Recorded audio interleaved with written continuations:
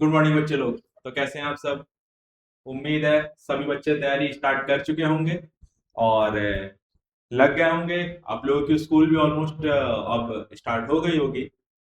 तो आज हम लोग सीखेंगे एक नए चैप्टर क्लास 10th के, that is chemical reaction and equation, जैसा कि आपको बोर्ड पे लिखा हुआ दिख रहा होगा। तो ये हमारा चैप्टर नंबर 1 है क्लास 10th का, जिसमें आज से हम लोग एक सीरीज चलेगा जिसमें ये फर्स्ट नंबर चैप्टर को कवर अप कर रहे होंगे। और हम लोग जल्दी ही for JAC board 11th 12th और जल्दी ही JAC board for class 10th start करेंगे। एक नई सीरीज आएगी जिसमें हम लोग जैक बोर्ड को भी ध्यान देते हुए, और एक और हम लोग जल्दी एक अपनी चैनल बनाएंगे जहां पर प्रॉपरली आईसीएसई बोर्ड के बच्चों के लिए डिवोटेड वो चैनल होगी, जहां पर हम लोग डिस्कस कर रहे होंगे। चलिए, तो आज हम लोग केमिकल रिएक्शन एंड इक्वेशन को सबसे पहले समझने के लिए कुछ बेसिक सी चीज को हम आपसे क्वेश्चंस पूछते चले जाएंगे, और आप लोग भी कोशिश कीजिएगा सोचने और आंसर को दिमाग में लाइएगा। केमिकल रिएक्शन को समझने से पहले हम लोग जो क्लास 7 8 9 में पढ़े हैं, क्या पढ़े? एक छोटा सा चीज, that is physical change and chemical change. Chemical change या फिजिकल चेंज होता क्या है, चलिए थोड़ा सा डिस्कस करते हैं। देखिए, जैसा कि आपको बोर्ड पर लिखा हुआ मिल रहा होगा, वो सारे चेंजेस जो रिवर्सिबल हो, देखिए ध्यान से ध्यान देना है, इनके मेन पॉइंट्स क्या ध्यान देने हैं। वो सारे चेंजेस जो रिवर्सिबल चेंजेस होंगे, उन सारे चेंजेस को अपन क्या बोलेंगे? Physical change. दूसरा, यहां पर अगर डेफिनेशन के थ्रू चलते हैं तो a physical change is a change in which the physical property of a substance change but chemical composition remain same. Clear? एक ऐसा चेंजेस जहां पर केवल फिजिकल प्रॉपर्टी में चेंजेस आएगा। जस्ट सपोज हमने एक एग्जांपल लिया, एक एग्जांपल अपन लेते हैं, that is melting of ice. तो आइस जब मेल्ट कर रहा होता है तो क्या होता है? केवल उसके शेप साइज में चेंजेस आएगा, मतलब वो सॉलिड स्टेट से लिक्विड स्टेट में चला जाएगा, है कि नहीं? ऐसा तो नहीं होगा कि H2O की जो प्रॉपर्टी है वही अलग हो जाएगी, नहीं। उसकी केमिकल प्रॉपर्टी या केमिकल फॉर्मूला तो चेंज नहीं कर रहा, आइदर वो सॉलिड स्टेट में रहे आइदर वो लिक्विड स्टेट में रहे, उसकी chemical formula as it is वही है। तो एक ऐसा चेंज जहां पर केवल उसके फिजिकल प्रॉपर्टी में चेंजेस होता हुआ नजर आए, उन सारे चेंजेस को क्या बोलेंगे? फिजिकल चेंज बोलेंगे। पहला पॉइंट, एक बात और याद रखना है हमारे को कि दैट इज फिजिकल चेंज जो होता है वो जनरली रिवर्सिबल होता है। जैसे हम लोग यहां पर मेल्टिंग ऑफ आइस है, आइस को मेल्ट कर दिए तो वो लिक्विड स्टेट में चला गया, एंड फर्दर अगर हम फ्रीज कर दें, फ्रीजिंग ऑफ आइस, तब ये कैसा चेंज हो जाएगा? अब ये क्या, sorry, freezing of water, freezing of water. Water को जब अपन फ्रीज करेंगे लिक्विड स्टेट से, तो किस में चला जाएगा? आइस में कन्वर्ट कर जाएगा। मतलब एक ही स्टेट से दूसरे स्टेट में गया और फिर से वो अपने ओरिजिनल स्टेट में कन्वर्ट कर सकता है।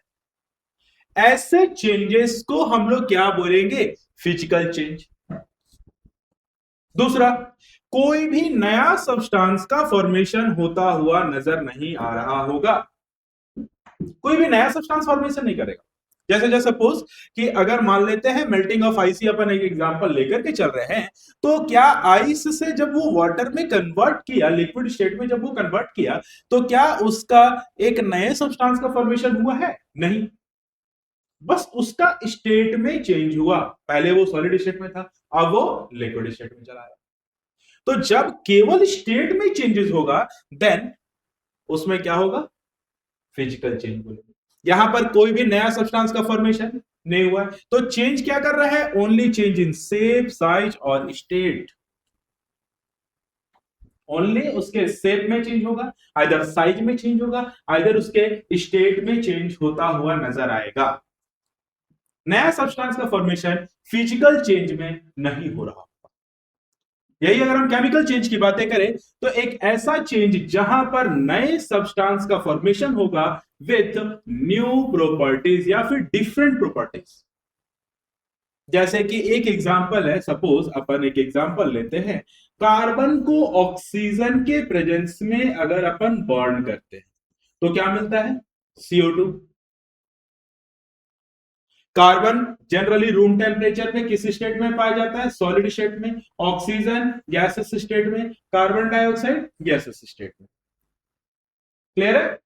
तो यहां पर इस कार्बन और इस ऑक्सीजन से टोटल प्रॉपर्टी क्या है? इस कार्बन डाइऑक्साइड का एकदम नया प्रॉपर्टी। कार्बन क्या है? एक ऐसे सब्सटेंस जो जल सकता है। ऑक्सीजन उसको सपोर्ट करता है जलाने में, लेकिन वी नो दैट ना कि कार्बन डाइऑक्साइड जो होता है वो as a fire extinguisher use कर रहे होते हैं हम लोग। तो एक्चुअली में क्या हुआ, ये जो नए सब्सटेंस बना, ये इसकी प्रॉपर्टी टोटल क्या है? नया है। टोटल प्रॉपर्टी क्या है इसकी? नई प्रॉपर्टी है। तो एक ऐसा चेंज जहां पर एक नए सब्सटेंस का फॉर्मेशन होगा with new properties, different properties, उन सारे चेंजेस को क्या बोलेंगे? Chemical change. दूसरा, इसमें सबसे इंपॉर्टेंट पॉइंट क्या याद रहेगा? Irreversible change. कैसा चेंज है ये? इरिवर्सिबल। अब कार्बन और ऑक्सीजन आपस में कंबाइन करके CO2 बना लिया, तो हम कभी भी CO2 को फिर फर्दर ब्रेक करके हम कार्बन और ऑक्सीजन में ब्रेक नहीं कर सकते। तो एक ऐसा चेंज जो इरिवर्सिबल है, उन सारे चेंजेस को हम लोग क्या बोलेंगे? केमिकल चेंज बोलेंगे। क्लियर है? सिमिलरली यहां पर याद रखना है, नए सब्सटेंस का फॉर्मेशन होता है, जैसा कि अपन बात कर रहे थे, एक नए सब्सटेंस का फॉर्मेशन हो रहा होगा। ये नया सब्सटेंस का फॉर्मेशन, एक और एग्जांपल देते हैं ना, suppose hydrogen react with oxygen, it gives water, H2O molecule. Clear है? तो ये हाइड्रोजन क्या है? एक फ्लेमेबल गैस है। ऑक्सीजन क्या है? और इसको जलने में मदद कर रहा है। लेकिन वाटर क्या? लिक्विड स्टेट में, रूम टेम्परेचर पर। और क्या होगा?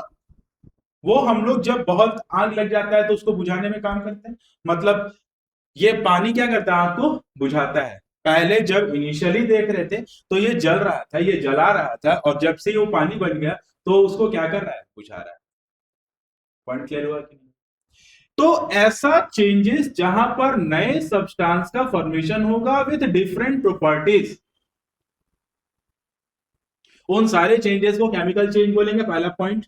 दूसरा, इरिवर्सिबल है, मतलब वही न्यू सब्सटेंस का फॉर्मेशन। दूसरा, हमेशा याद रखना है, एनर्जी में भी रिलीज हो सकता है या एब्सॉर्ब हो सकता है। जैसे कि कार्बन को ऑक्सीजन के प्रेजेंस से बर्न किए तो कार्बन डाइऑक्साइड बन रहा है, तो इस समय हीट एनर्जी रिलीज करता है। जैसे कोल को जलाते हैं तो क्या होता है? वहां से हीट एनर्जी रिलीज कर रहा होता है ना। कुछ ऐसे भी रिएक्शंस आपको देखने को मिलेंगे जहां आपको हीट एनर्जी प्रोवाइड करना पड़ता है, तब जाकर के वो रिएक्शंस होते हैं। तो जनरली केमिकल चेंज में क्या होगा? एनर्जी आइदर में भी रिलीज कर रहा होगा और एब्सॉर्ब कर रहा होगा, या फिर हीट, लाइट, गैस, इस तरीके से चीजों को क्या कर रहा होगा? वो इवॉल्व कर रहा होगा या फिर एब्सॉर्ब कर रहा होगा। तो यहां से हम लोग एक छोटा सा चीज तो समझ गए sir, physical change and chemical change के बीच का डिफरेंस क्या है। बट हम लोग का चैप्टर का नाम क्या है? Chemical reaction. तो सर एग्जैक्टली में केमिकल रिएक्शन क्या होता है? ये क्या होता है सर?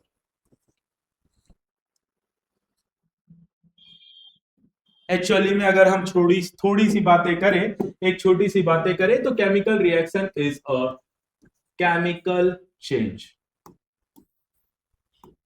केमिकल चेंज क्या है ये?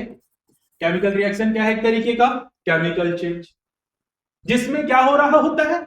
दो सब्सटेंस, सपोज एक ए सब्सटेंस है और एक बी सब्सटेंस है, ये दोनों आपस में रिएक्ट करते हैं। ये दोनों आपस में रिएक्ट करते हैं और आफ्टर रिएक्शन एक नए सब्सटेंस का फॉर्मेशन कर रहे होते हैं with new properties, which is quite different from A and B. जैसे अगर हम इसकी डेफिनेशन की बातें करें तो सीधा व्हेन टू और more substance react with each other, a new substance will form with new properties.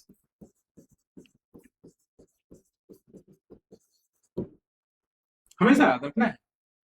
जैसे अगर हम एक एग्जांपल की बातें करें सर, एक एग्जांपल की बात है, जैसे जस्ट सपोज अभी हम पिछले वाले में एग्जांपल लिए हाइड्रोजन ऑक्सीजन। हाइड्रोजन गैस जब ऑक्सीजन गैस के साथ आपस में रिएक्ट करता है तो क्या बनाता है H2O। इनिशियली ये रूम टेम्परेचर पे किस स्टेट में रहेगा, गैसेस स्टेट में, और वाटर रूम टेम्परेचर पे लिक्विड स्टेट पर। एक और एग्जांपल ले लेते हैं सर, जैसे कार्बन अगर ऑक्सीजन के प्रेजेंस में बर्न करते हैं तो क्या होता है सर, तो कार्बन डाइऑक्साइड। सपोज एक और एग्जांपल HCl एसिड है, NaOH क्या है, बेस है। जब ये आपस में रिएक्ट करता है तो क्या बनाता है, NaCl प्लस ऑफ क्या, H2O।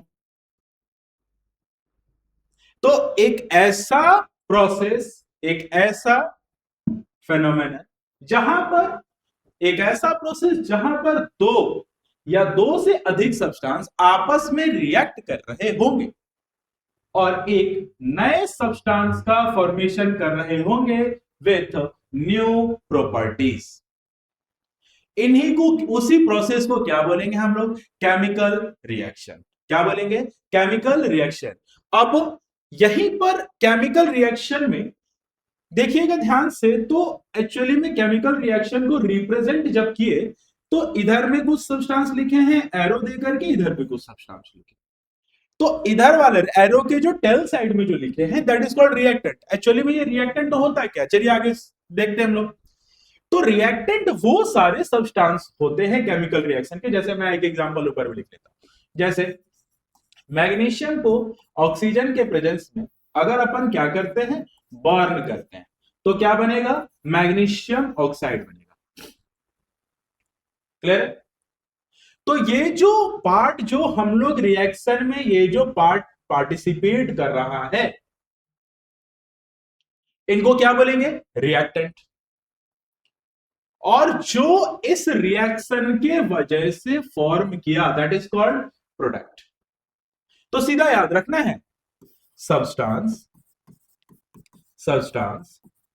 which take part in chemical reaction, which take part in chemical reaction, जो भी केमिकल रिएक्शन में पार्टिसिपेट कर रहा होगा, जो भी केमिकल रिएक्शन में क्या कर रहा होगा, पार्टिसिपेट कर रहा होगा, दैट इज कॉल्ड रिएक्टेंट। और जो फॉर्म किया substance which form as a result of chemical reaction, chemical reaction होने के वजह से, केमिकल रिएक्शन होने के वजह से, केमिकल रिएक्शन होने के वजह से जो सब्सटेंस बना, नया सब्सटेंस जो बना जिसकी टोटल नई प्रॉपर्टी है, दैट इज कॉल्ड प्रोडक्ट। याद रहेगा। तो एक बार रिकॉल करते हैं केमिकल रिएक्शन क्या है। केमिकल रिएक्शन क्या है, दो या दो से अधिक सब्सटेंस जब आपस में रिएक्ट करते हैं और एक नए सब्सटेंस का फॉर्मेशन करते हैं तो क्या बनता है, क्या होता है, उस प्रोसेस को क्या नाम देंगे, केमिकल रिएक्शन। और जो सब्सटेंस उस केमिकल रिएक्शन में पार्टिसिपेट करेगा उसको बोलेंगे रिएक्टेंट, और जो as a result of chemical reaction बना दैट इज कॉल्ड प्रोडक्ट। तो आई थिंक यहां रिएक्टेंट एंड प्रोडक्ट आप सभी समझ गए होंगे। तो फिर अगले टर्म पर चलते हैं। अगर आप देखे होंगे, जब आप एनसीईआरटी का बुक को ओपन किए होंगे तो आपके फर्स्ट पेज पर केमिकल रिएक्शंस को समझाने के लिए एक रिएक्शन ली गई है, वो यही वाली रिएक्शन ली गई है। कि मैग्नीशियम को ऑक्सीजन के प्रेजेंस में बर्न करते हैं तो मैग्नीशियम ऑक्साइड बनाता है, जो कि एक व्हाइट कलर का एस होता है, व्हाइट कलर का राख होता है। ठीक है, तो आपसे ना सीबीएसई में पूछी गई है कुछ क्वेश्चंस। क्या क्वेश्चंस पूछी गई है सर? कि एक्चुअली में ना जब आप मैग्नीशियम रिबन को डायरेक्टली ऑक्सीजन प्रेजेंस में, मतलब आप लैब में उठाए, ऐसे समझिए, जब आप मान लीजिए आपको एक रिबन मिला, आपने लैब से एक मैग्नीशियम रिबन लिया, ये अपने पास एक मैग्नीशियम रिबन है, और जैसे ही आप इसको जलाने की कोशिश करोगे तो ये जलेगा नहीं। ऐसा इसलिए होता है क्योंकि इसके ऊपर पहले से ही मैग्नीशियम ऑक्साइड का लेयर होता है। क्या लेयर होता है? MgO लेयर पहले से ही होता है, याद रखना है, पहले से प्रेजेंट होता है।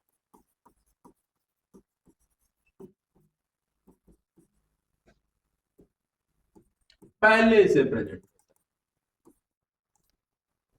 है। क्यों? क्वेश्चन तो है, ये मैग्नीशियम ऑक्साइड लेयर पहले से कैसे प्रेजेंट है सर? एक्चुअली में क्या है ना कि यहां पर एक छोटी छोटी मैं पॉइंट लिखते चला जाता हूं। Magnesium metal is highly reactive metal. Magnesium metal is highly reactive metal. Clear है? जिसकी वजह से होता क्या है कि ये क्या करता है, जो नेचर में जो ऑक्सीजन प्रेजेंट है ना सर, उससे ये रिएक्ट कर लेता है। एयर में जो ऑक्सीजन प्रेजेंट है ना, उस ऑक्सीजन से ये रिएक्ट कर लेता है, और रिएक्ट करने के बाद पहले से ही अपने ऊपर मैग्नीशियम ऑक्साइड का लेयर बनाया हुआ रहता है, जिसकी वजह से अगर हम उसको जलाने की कोशिश करेंगे तो वो जलेगा नहीं। तो यहां पर magnesium metal is highly reactive metal. It for magnesium oxide layer on it, it form magnesium oxide layer on it, अपने ऊपर एक मैग्नीशियम ऑक्साइड का लेयर रखता है। Bye reacting oxygen present in air, क्या करता है, जो नेचर में जो ऑक्सीजन प्रेजेंट है उनसे वो रिएक्ट करके पहले से ही मैग्नीशियम ऑक्साइड का लेयर बना रखता है। तो हम लोग करेंगे क्या? तो हम लोग क्या करते हैं, पहले इसको रब करते हैं, पहले इसको रब करते हैं। रब करने के वजह से हुआ क्या कि देखो ध्यान से, अगर हम जैसे ही इसको रब करते हैं तो वो जो मैग्नीशियम ऑक्साइड का लेयर है वो हट जाता है। लेकिन अब क्वेश्चन है सर, रब किससे करेंगे? सैंड पेपर से करते हैं। किससे करते हैं? सैंड पेपर से रब कर रहे होते हैं। अब जैसे ही हम उसको सैंड पेपर से रब करते हैं तो ये जो मैग्नीशियम ऑक्साइड का उसके ऊपर लेयर चढ़ा हुआ था वो क्या हो गया? हट गया। तो अगला पॉइंट हमारे पास क्या आ गया? तीसरा point, before burning, before burning we have to rub it with sandpaper to remove magnesium oxide layer from it।